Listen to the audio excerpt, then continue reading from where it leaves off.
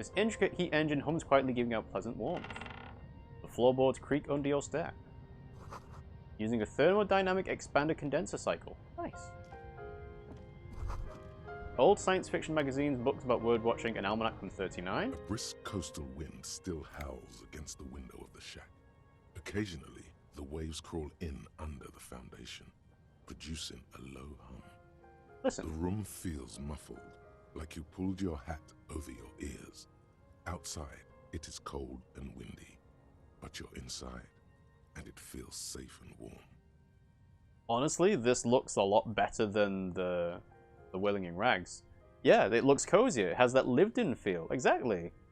The Whirling in Rags is just kind of a mess, because that's what the bed's like. And I mean, it does have a bath and shower, at least. I don't think there's one here. And there's also a tape deck as well, but I've got a portable boombox now. What is this place to you? See, this is what I was expecting the voice actors to be more like. So Shivers, well, the Shivers as it was talking to me is the narrator's voice.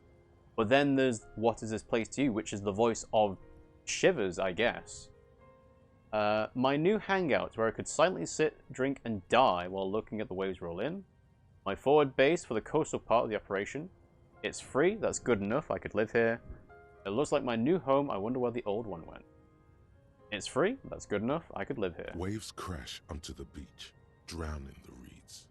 Far to the south, a congregation gathers to a soup kitchen in a shelter for the homeless. An old woman gives out knitted scarves for free. It's nice. Yes, when the woman talks, it's supposedly the city that's talking to you. And Shivers is the feeling of the city and the city speaking to you. Okay, that makes sense. This could have been you. This could still be you. A down on his luck nobody, trying to survive. Thank you, strange sensation, for a fair assessment of the current situation. Outside, the howl of the wind has picked up. The waves crash against the stilts again. It's as if you think the thought, but in someone else's voice. Look under the floorboards. Okay, thank you, Shivers.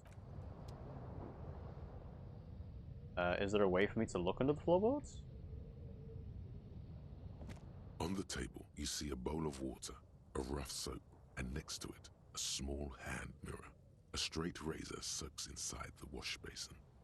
Is shaving the right The call? water reflects back a vague image of your face. Nose bulbous and red, hair unkempt, wrinkles lining the eyes and forehead.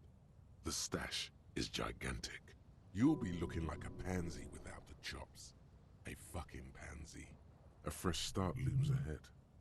Clean yourself up and be born anew. I have to agree with Physical Instrument.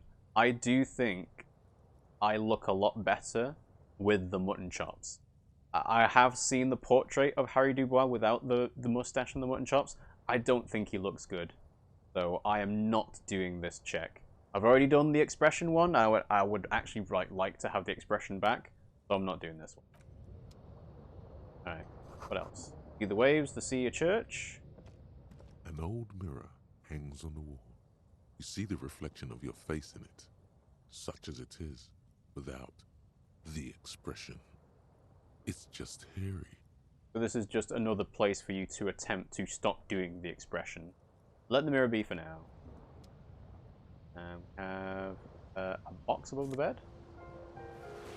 Koroyev jacket. Checkmate. The swanky checkered jacket flatters your form in a way that makes you feel the fun kind of series. It has a really nice roomy pockets too. I don't like it. I think it's the mix of the blue and white. If it was more of the blue, then I'd like it, but the checkered pattern... Fine. And what else? Can I have a look at the shirt? The shirt's kind of boring. No, you know what? I'm going to stick with the t-shirt. Till I find a better look, I like it. Alright. I'm going to assume interacting with the bed doesn't automatically put me to sleep. The bed is comforting, if a bit run down. Still, you've earned a rest. Yes, no time to rest yet. The red undershirt is clashing with the blue and white and makes for a vomit of colours. That's true, actually. If I took the red shirt off, put on this. No, I don't. It's the color of the blazer, the jacket itself, that I don't like. Because if I put, let's say, the black one on, it just doesn't look right to me. Stick with what I had.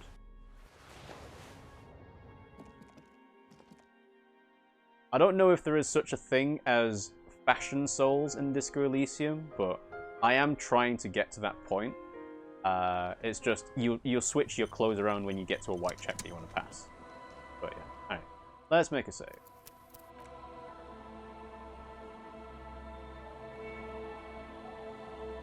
Cool, alright, so there's someone over here.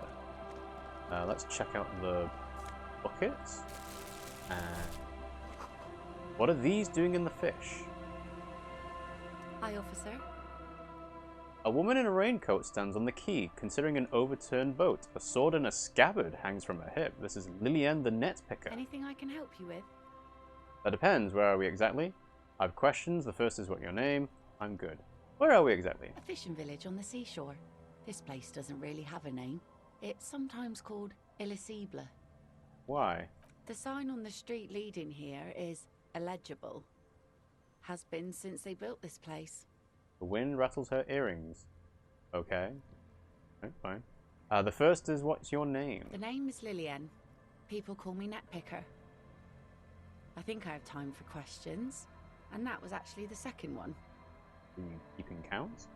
Also, if you want to search the floorboards, you need to walk around the room a bit more. Okay, yeah, that makes sense, because obviously perception told me the floorboards were creaking as I moved along, so I'll go back and do that after talking to them. Indeed, you're always confused as to your whereabouts. I'm looking for someone, maybe you can help. What do you do around here? Nice sword, does it come with a story? Is that your boat? I'm looking for someone, can you help? Let's see. Who are you looking for? I'm looking for missing cryptozoologists. I don't think I know what these are. Care to elaborate? People who look for imaginary animals, people who look for animals that are hard to find, people who look for animals mainstream scientists deny exist. I mean, if we're taking Lena's word at face value, then these animals are just hard to find, but technically they might just be imaginary. They're hard to find. Aha! Like snowmen. Snowmen, I haven't heard about those. Two old guys have been wandering around here, nose in sand, talking nonsense about snowmen and the like. The like? Right. Not only snowmen, also green men, monkey men burning rhinos. You get the picture. No, I don't. Oh, you're getting it, and it is gorgeous. Alright, well, thanks, conceptualization. Where did they go? Don't really know. Further down the peninsula, I guess. I mean, that's where they were heading. Who else are you looking for besides snowmen? So, let's go through this dialogue again. I don't... Imaginary animals. Two old Snowmen. guys have been wandering around here. Alright, so it's the Don't same. really know. Okay. Further That's it. down I'm the not looking for anyone else. Well, how can I assist you then, officer? What do you do around here? Like I said, fish mostly. Sail the waves, take care of the kids, pick nets. Right now I'm tarring a little skiff. Is that enough to make a living? Sometimes I also walk to the beach to see what the sea has given up.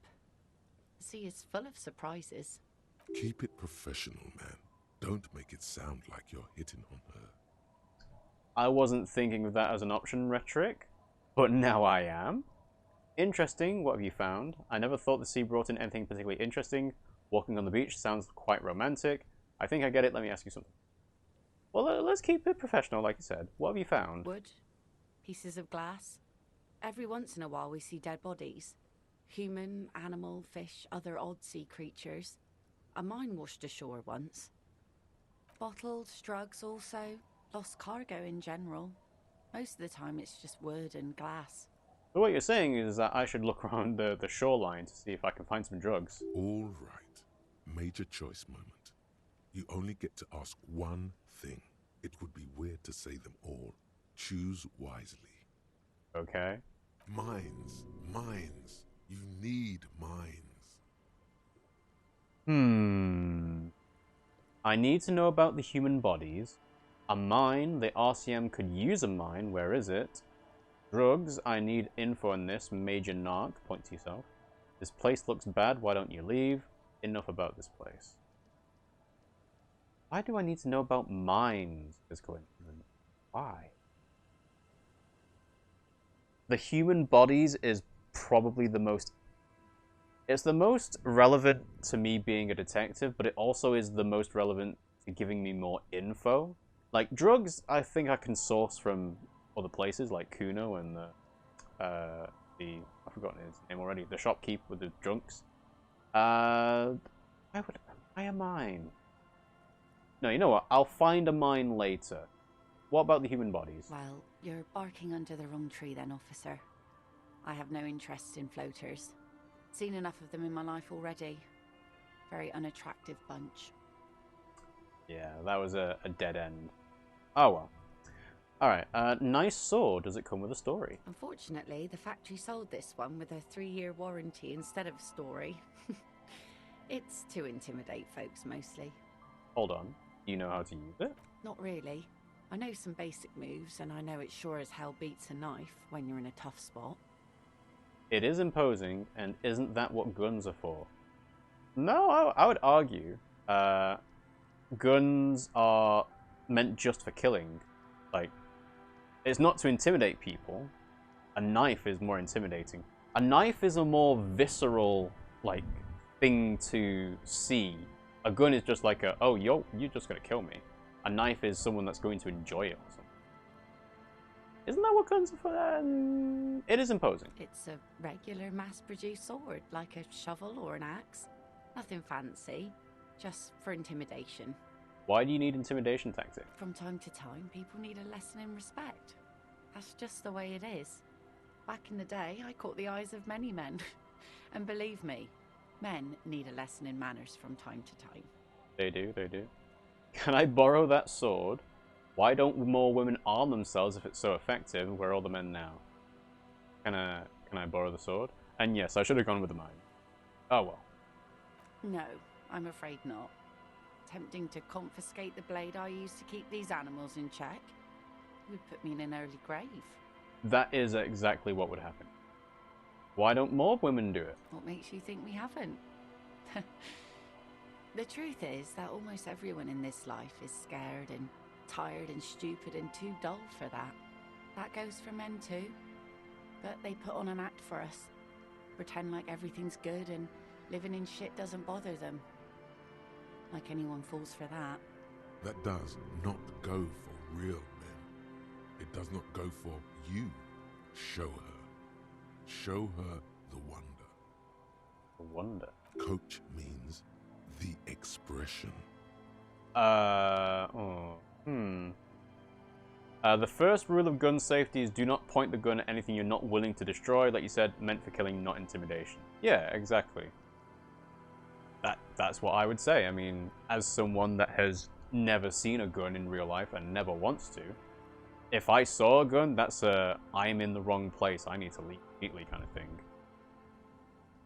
So, show her the wonder. Coach means the expression. Behold! Point to the expression on your face. I don't have the expression on my face. I can't show her the wonder. I'm a proper man, believe me. True, most people I've met are scared. I can't do this one. It will not show anything. It's not there. So I'm going to say most people I've met are scared. No one wants to talk about how frightened they are. But only frightened people are really dangerous. And plenty of them are dangerous. She's not afraid, however. Does that make her not dangerous? Okay, where are all the men now? Some went to patch their wounds, their lesson learned. Others were more thick-headed. And one of them, I ended up marrying. Wait, why, if they're thick-headed? Guess I enjoyed the way he bled. Her expression doesn't change. It's hard to say if it was a joke. Strange. I mean, she's had kids with him, obviously. Where's your husband now? Gone. Gone where? Gone? Coward, I would never leave anyone. He disappeared? Sounds like a missing persons case. Gone where? To the waves. The sea took him. It was a long time ago. That's bad. What happened? Oh, say no more. Wait for it to continue. He died. Was he murdered? I mean, the way she's phrasing it, no, it doesn't sound like he was murdered. It sounds more like he walked out into the sea and then just never came back. And I don't know whether she'll necessarily want to, you know, elaborate on that. So I'll just wait for her to continue. He didn't respect the sea. Went out there, drunk like a skunk, and sure enough, one day the boat was found floating empty. The bloated corpse turned up 2 weeks later. So you're saying you're single? Now, before you tell me how sorry you are for my loss, know that it was 4 years ago, and I've moved on. There's only so much mourning you can do for a drunk with sinewy muscles. So you're saying you've moved on? She really liked those muscles, though. It's in the way she pronounces sinewy. Yeah, death is nothing. I shit on death. You should have thrown yourselves in the waves after him, nod sagely. Time really is the best cure for sorrow, isn't it? It's healthy to let go and move on. Gotta keep the wheel spinning. Alright, this, I have no idea what that dialogue is trying to get at. This is, again, putting on a facade that I don't want to do.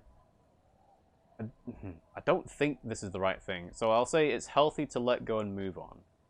Us working folk don't have the luxury to be bedsick with melancholy. I buried him, mourned for an appropriate amount of time, and went on. Life didn't really change that much for me and the kids. He glances at the village where two little kids are playing with what look like rocks. Yeah, if that was 4 years ago, they would have only been one. She looks like she's ready to go on a date with another, better, drunk. Ask her. Both of you could need some action. Suggestion heroic. She needs to go on another date with another drunk, badly. Kim's presence makes it awkward. And another -6. I don't know a good spot yet. We need to explore the coast first. Okay. I mean, my suggestion is very low. But I've got 2 skill points to work with, and I can change my clothes around. So that might actually be something we could attempt. After we've explored the coast, though. So, I take it that's your skiff. Sure is. The sun, I call her, coated with a fresh layer of tar just yesterday. It'll take some time for it to dry, assuming the sunny days continue. Sunny days, catch a snowflake in your palm. Aye. Sunny days. You got a problem with that? Oh, I mean, you can obviously have snow in the sun, but generally when people refer to a day being sunny, they don't want to have any moisture falling from the sky. No, man. We have no quarrel with sunny days. Yeah, and we have drugs. Hitting on a widower after taking a psychedelic drug sounds like a perfect idea. I mean, she said it's been 4 years. Good. It would have been bad news had it turned out it wasn't a sunny day. Bad news for the skiff, bad news for the nets, bad news for the kids. I don't like that.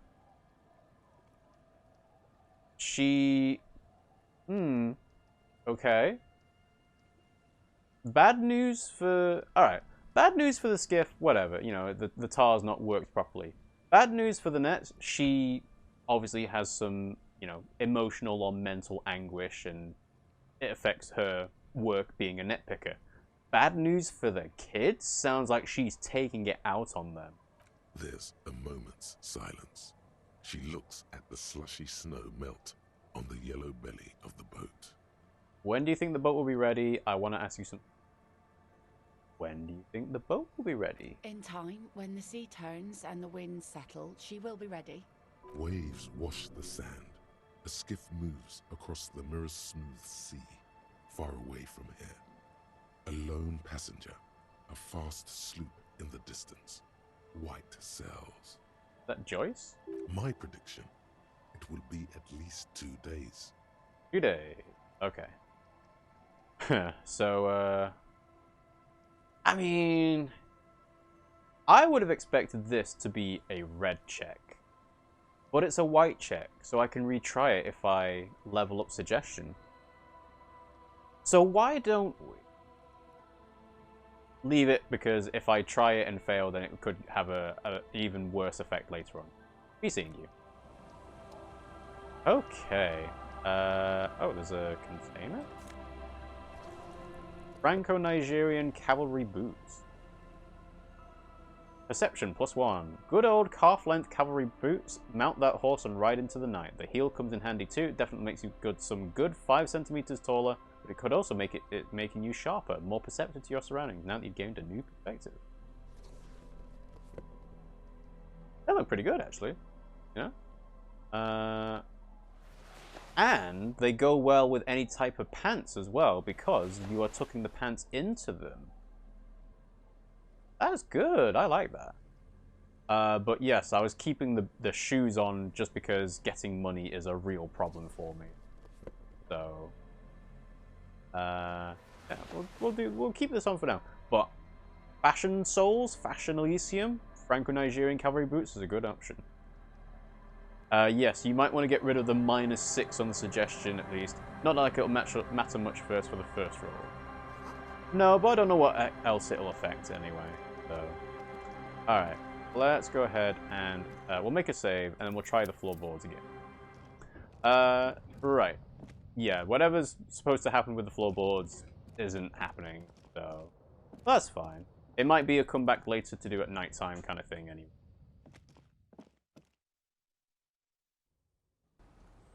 It might be the top right corner somewhere. It's not showing up. It may be in day 4. I don't suppose it showed up as a task, did it? No, it's not a task. Maybe it's something that you can only do after you spend a day or a night in the shack itself. Like, you have to spend a night to hear the creaking under the floorboards, have Shivers tell you that it's happening, and then you can wake up and check. That would make sense to me in how the game works. Yeah, we'll leave it for now. Okay, so let's put the bottle bag back on. And we'll keep the pry bar, because I don't need the torch just yet. And let's check out this house, because I saw this before and didn't actually do anything with it. It feels safe and warm in here, not like outside. Hello, mister. Little Lily, a young girl, barely 4 or 5 years old, sits on the sofa. She's looking at you with frank curiosity. She clutches a small stuffed animal. Occasionally, she twirls it around. Are you Lilienne's daughter? Are the twins outside your brothers? What's that? Point at the stuffed bird from the ceiling. What's that thing you're holding? Point at a toy. Are you Lilienne's daughter? Yes, I am. Little Lily. You know my mom? We met earlier, not really, but I'd like to. Did you look at your ID yet? So I think I picked it up and I looked at it, but I didn't interact with it. So I could probably do that at some point as well. But we'll carry on talking to Lily first. Not really, but I'd like to. Uh-huh. Mom is great. You know what's great about my mom? No, do tell. Everything. Are the twins outside your brothers? Yes. They don't want to play with me. They're older and play outside. They look the same. Sometimes I can't tell them apart. They look identical, right? I said the same thing. They look identical. He processes the word and snickers with laughter. What's the stuffed bird? It's a grouse. Smiling broadly. Wasn't Garth, the cafeteria manager, trying to repair a piece of taxidermy? Are you really suggesting that I take this bird away from her? What's it for? I don't know. Can I have it? Sure. Just go and get it. I don't like it anyways. It looks angry. Okay. All right. You just need to grab it from the ceiling and go. Okay. What's that thing you're holding? It's Lammy. He's my friend. Sort of. Like... She holds the fuzzy beast up to demonstrate. Lambie is a stuffed lamb that, admittedly, has seen better days. One of the eye buttons is missing, and the fur is tattered in several parts. Lammy looks like he's falling apart. He looks soft. Okay, pleased to meet you, Lammy. Lammy looks soft. Yes. Very soft. Suddenly, she pushes the stuffed animal towards your face. Press your cheek against Lammy, or I don't deserve it, I'm scum. Why would you say that to a child? Just press your cheek. Isn't he soft? She's right. Lammy is very soft. She rubs the white fur against your cheek, then returns the lamb into a lap, cuddling it. I thought that was going to heal health, but guess not. Goodbye. Bye. The girl's large, curious eyes remain fixed on you. Okay. So let's go with a fire. Industrial coal pellets burn with an orange glow. Third. Take. Ruffed grouse taxidermy. The dead body of a grouse stuffed with some unknown material. From a distance, it might just pass off as the real thing. The bird itself looks extremely ruffled and slightly grumpy. Okay, but wasn't Gart trying to fix a skewer? That's not the same thing.